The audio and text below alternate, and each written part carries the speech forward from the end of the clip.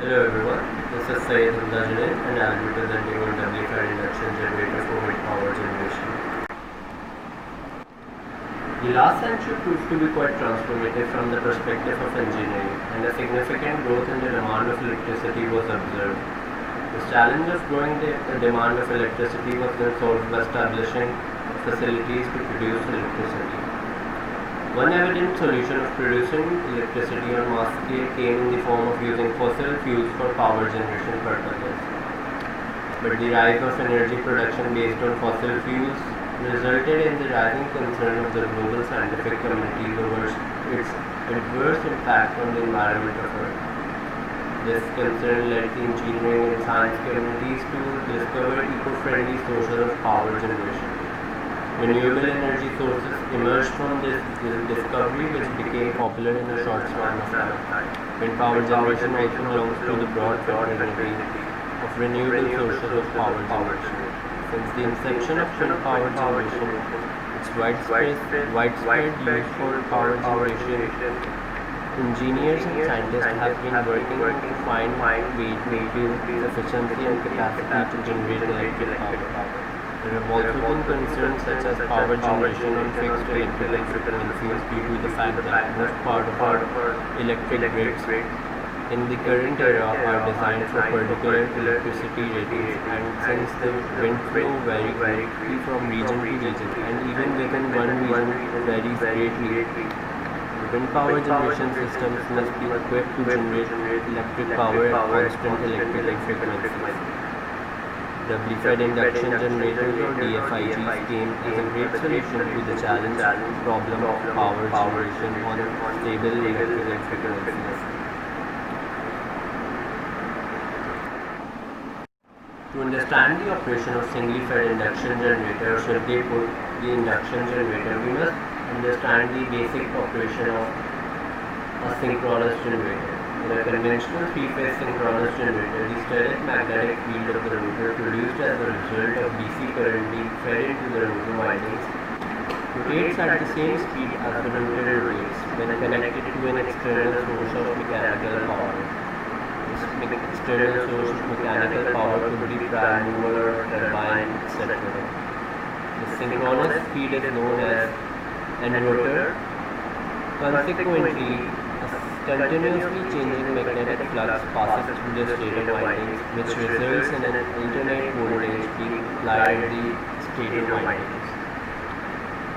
In a conventional induction generator, the relationship between the frequency of the AC induced voltage which appears at the stator windings and the speed of rotation of the rotor is given by the following relationship, which you can see towards the bottom of the screen.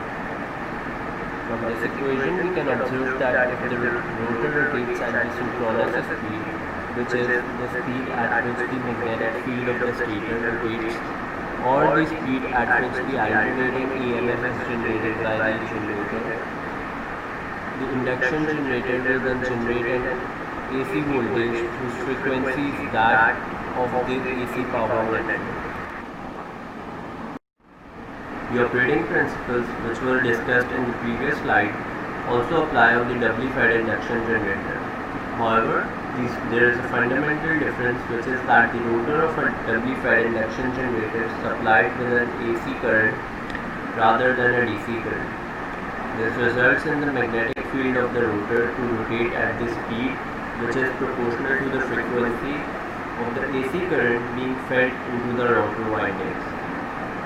Therefore, the speed of rotation of the magnetic field passing through the stator windings or armature windings and the frequency of the induced AC voltage or the output voltage are determined both by the speed of rotation of the rotor and the frequency of the AC current being fed into the rotor windings or the field windings.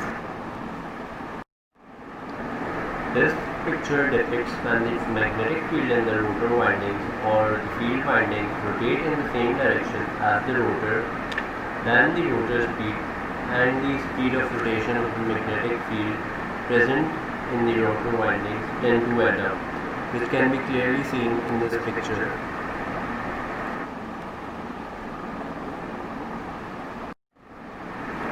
Subsequently, when the magnetic field and the rotor windings rotate in the opposite direction as the rotor, then the rotor speed and the speed of rotation of the magnetic field inside the rotor windings tend to subtract, which can be observed in this picture, which clearly depicts this phenomenon.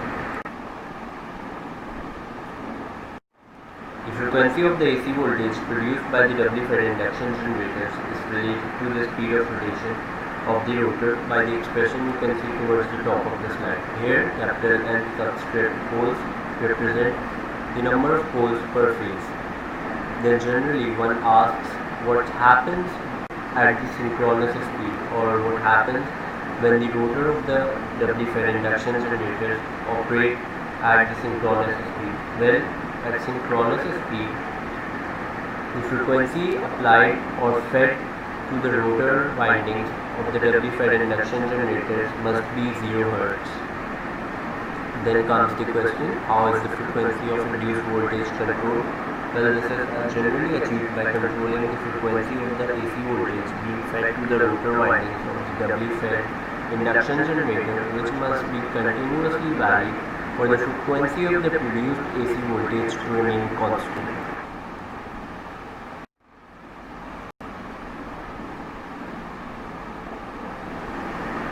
DFIs or doubly fed induction generators are used as large with variable speed turbines.